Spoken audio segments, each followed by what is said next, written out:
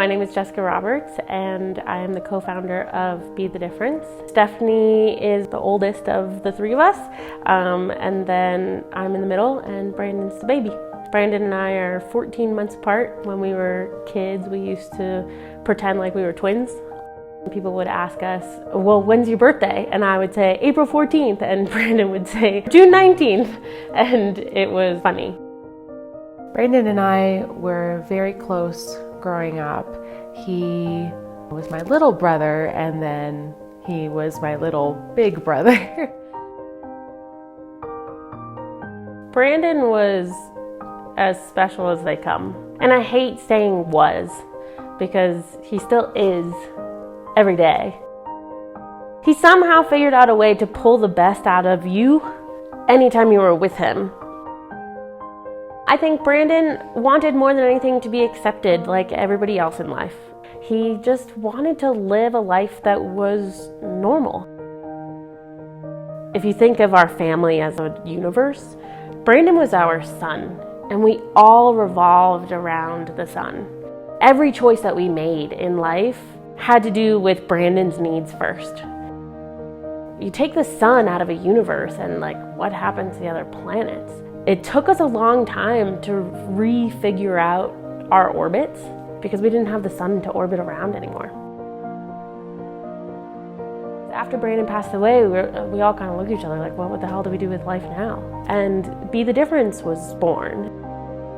It became something that we were really proud of, and it was something that I think Brandon would have been really proud of too. Be the Difference became our son. When Brandon passed away, our whole world was rocked. The normal that you knew was gone. And so Jessica and I were sitting there just going, how can we take back the narrative? Maybe we can do something. Maybe we can help others. Through giving back, we've really taken back our narrative, and we've realized that doing good for others gives us a purpose again.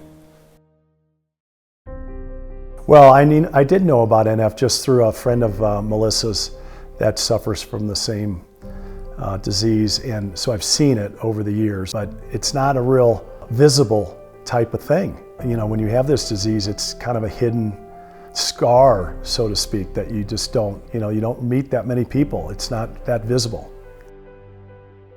Technically, I have had NF since I was born. However, I did not find out about it until I was almost 25, right? I was working in a restaurant and I was getting really dizzy and everything, and I thought I had an ear infection or something. I went to the doctor, in a couple months, she finally ordered an MRI, and we walked in the door and she said, well, you have NF too.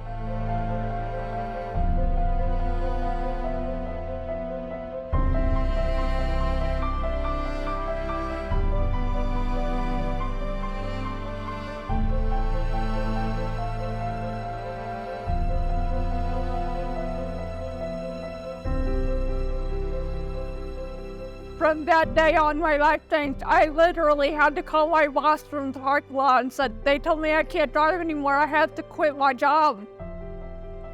And since then, it's kind of been nonstop NF surgeries and everything that has been happening.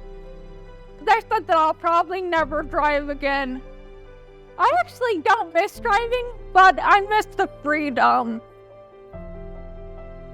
When I got diagnosed with NF,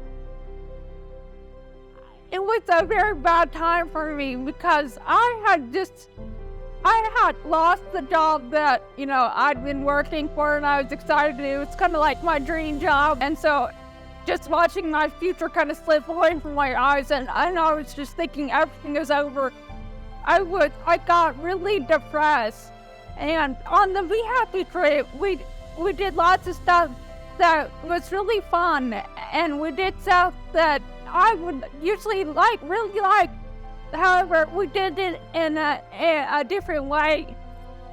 Something like, instead of going for a hike, we went on a jeep tour around the mountain, or instead of riding bikes, we went horseback riding. So it was really fun because we got to go and do these things, and it kind of showed me I need to change my mindset. I can still do the things that I love and do the things that I enjoy. I just have to approach it a different way. So I have had about 8 brain surgeries the last 3 years, but I've only had 3 major ones. The last 2 that left me deaf. They did something they call debulking, which is where they cut out the main part of the tumor, but they leave a sliver to try and protect the nerve. The goal with that was to try and preserve my hearing.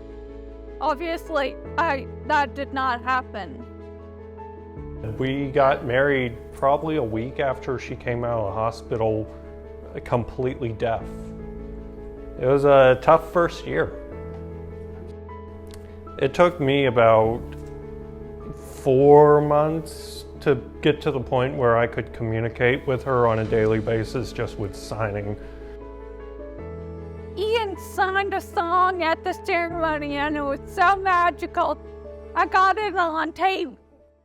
I won't give up on us, even if the stars get rough.